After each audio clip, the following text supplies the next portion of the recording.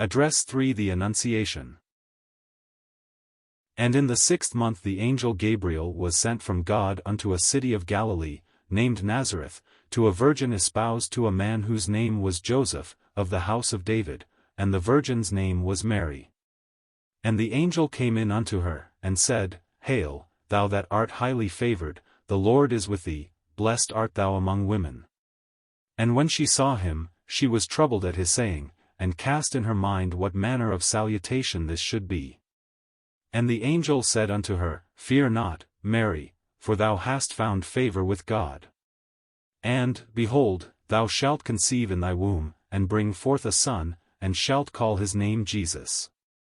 He shall be great, and shall be called the Son of the Highest, and the Lord God shall give unto him the throne of his father David, and he shall reign over the house of Jacob forever, and of his kingdom there shall be no end. Then said Mary unto the angel, How shall this be, seeing I know not a man?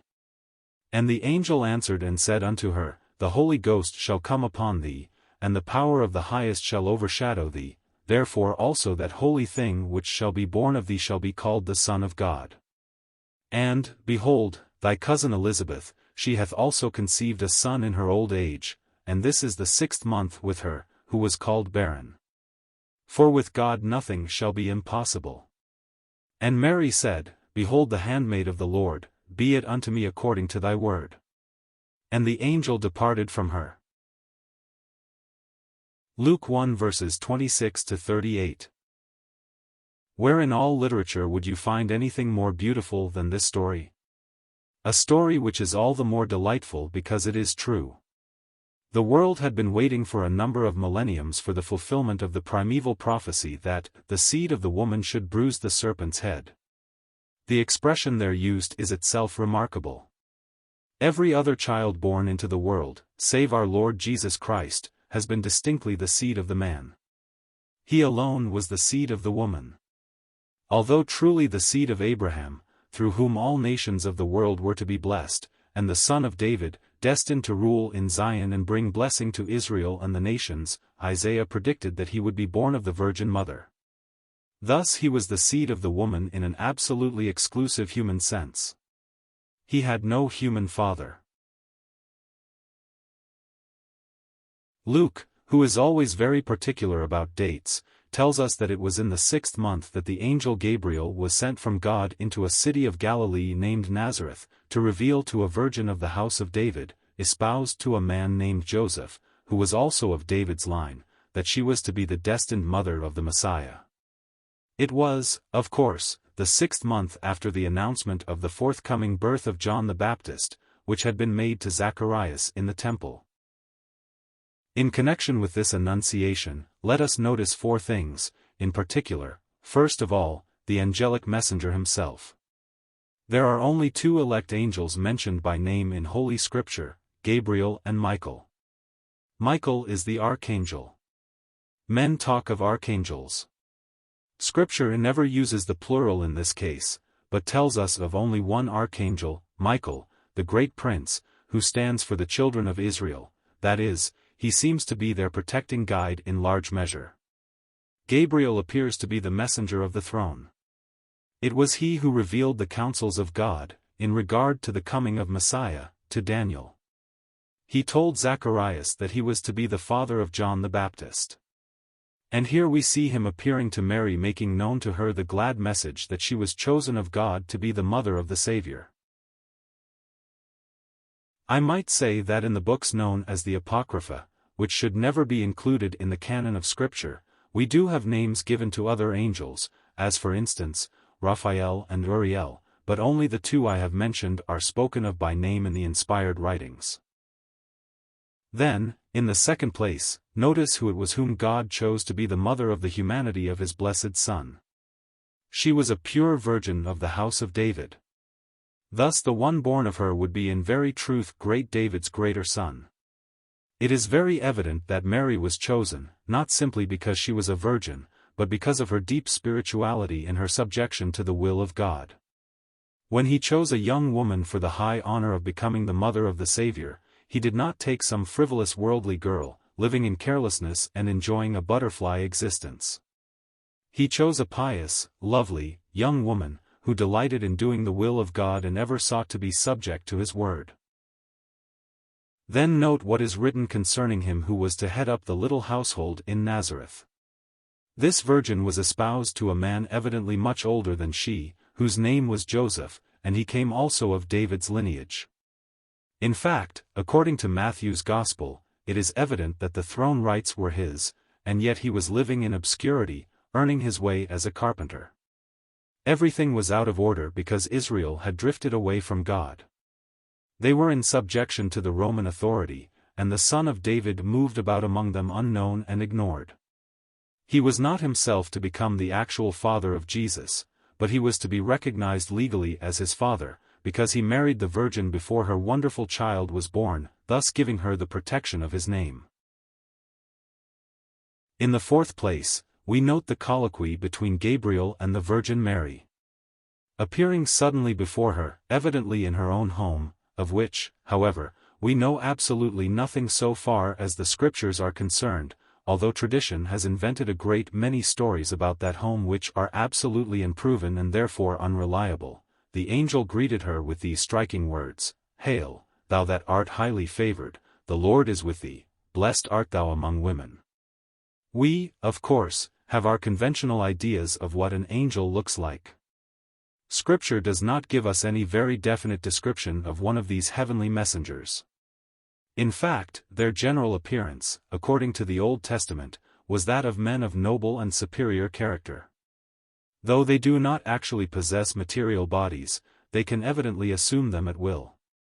We need not suppose that Gabriel appeared to Mary glorious, winged creature. That is largely artists' imagination.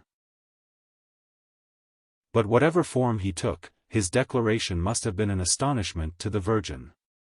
We are told that, when she saw him she was troubled at his saying, and cast in her mind what manner of salutation this should be. Apparently stricken dumb for a moment by her amazement, she waited for further word from her heavenly visitor. Then, we are told, the angel said unto her, "Fear not, Mary, for thou hast found favor with God." Favor is grace. Let us never forget that Mary, beautiful and lovely as she must have been, was nevertheless born of a sinful race and needed a Savior. She acknowledged this in the Magnificat which she uttered later on, when she said, "My soul doth rejoice in God my Savior." She had found grace with God. In other words, she was saved by His grace, sustained by His grace, and preserved by that grace to be the suitable mother for the Son of God in His humanity. The angel Gabriel continued speaking, "Behold, thou shalt conceive in thy womb, and bring forth a son, and shalt call his name Jesus. He shall be great, and shall be called the Son of the Highest, and the Lord God shall give unto him the throne of his father David, and he shall reign over the house of Jacob forever, and of his kingdom there shall be no end." This was a full messianic declaration in keeping with the many wonderful prophecies that had been uttered concerning the coming Redeemer centuries before. It is important to understand that the Lord Jesus actually partook of the substance of the Virgin. Some have supposed that this could not be without his participating in sinful human nature. But the Spirit of God took care of that, as we shall see further on. The important thing to notice here is that there was an actual conception, and that involved an absolute impregnation. Jesus, whose name means Jehovah, the Savior, was to be actually of the Virgin's substance as to his humanity, with which his true deity was to be united in such a way as to make one person with two natures, the human and the divine. He was to be called the Son of the Highest. The Lord Jesus is the Son in several different senses. As to his deity, he is God the Son, one person of the Trinity, co-equal with God the Father and God the Holy Spirit, from eternity. Having linked his deity with our humanity in incarnation, he became as man on earth the Son of God or Son of the Highest, having no human father. Then again, in resurrection he is saluted as the Son of God, the firstborn from the dead. To him the Lord God, the eternal Father, will give the throne of his father David, that is, David was in this sense the father of Christ's humanity, which would not be true if Jesus had not been an actual partaker of the human nature of the Virgin, who came of David's line. As such he is destined to reign over the house of Jacob forever, and to establish that everlasting kingdom to which all the prophets give witness. One can well imagine the perplexity and wonder of the Blessed Virgin when this announcement was made. In her beautiful simplicity she asks, "How shall this be, seeing I know not a man?"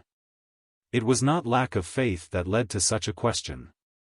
She does not here take her place with Zacharias, who inquired, "Whereby shall I know this, for I am an old man and my wife well stricken in years?" On his part it was unbelief that prompted the question. On the part of Mary it was the desire for enlightenment. The angel made all clear in his answer when he said, "The Holy Ghost shall come upon thee, and the power of the Highest shall overshadow thee. Therefore also that holy thing, or one, which shall be born of thee shall be called the Son of God." Unbelievers have said it is impossible to accept the Bible teaching of the virgin birth because it involves a biological miracle. What it really involves is the omnipotent power of God, and the reverent believer can accept this without hesitation. Some opponents of the truth of the Incarnation have even gone so far as to declare that the story of the virgin birth is not peculiar to Christianity, but that in the myths of the heathen gods we have many instances of virgin births. This, one can unhesitatingly deny. There is no comparison between the sweet, pure, lovely story that we have here, and the vile, lewd stories of the heathen mythologies. What some have presumed to call virgin births are the very opposite. In these stories certain gods are represented as lustful, licentious beings. They are pictured as falling in love with some earth-born maiden, assuming a human form in order to seduce her, as a result of which she becomes the mother of a demigod. Surely there is nothing in these corrupt tales that can be linked in any proper sense with the story of the virgin birth of our Lord Jesus Christ. Here we simply have the Holy Spirit of God producing, by divine power and creative energy, the body of the Lord Jesus Christ in the womb of the Virgin. When he came into the world he was to be known, therefore, as the Son of God. He who had been from eternity God the Son, became in grace as man, the Son of God, that he might be our kinsman redeemer. In order to confirm the faith of Mary, Gabriel then gave her the surprising information that her aged cousin Elizabeth had also conceived a son in her old age, though this was according to the natural order, and that it was now the 6th month with her, who was called barren. The explanation of all this is given in verse 37, "For with God nothing shall be impossible." In charming simplicity and in marvelous devotion to the will of God, Mary answered, "Behold the handmaid of the Lord, be it unto me according to thy word." How much she, as a young virgin, understood of the shame to which she would be subjected by an unbelieving world, because of the peculiar circumstances in which she was soon to be found, we do not know, but she accepted all as from God and bowed in submission to his will. Remember, she was already engaged to be married. She must have wondered how she could ever explain what was soon to transpire, to Joseph. We know from Matthew's Gospel something of the grief and perplexity that Joseph himself actually went through when he learned that his affianced bride was already pregnant. Her condition apparently suggested a sad deviation from chastity, for which, according to the law, she could have been stoned to death. But Joseph loved her and was studying how he might hide her away privately until her child was born, in order that she might not be put to public shame or exposed to danger of death. But the angel messenger appeared to him in a dream, clearing up the mystery, and he accepted his responsibility in a wonderful way. Mary must have foreseen some of these things, but doubtless did not enter fully into what she would be called upon to pass through. But since God had revealed his mind, she was ready to accept his will without rebellion or hesitation. In this she became an example to us all. The only truly happy life is a life lived in subjection to the will of God. To be able to say from the heart, "Be it unto me according to thy word," means lasting blessing and abiding communion with God. Having made known his mission, the angel, we are told, departed from Mary and left her to await the fulfillment of his words.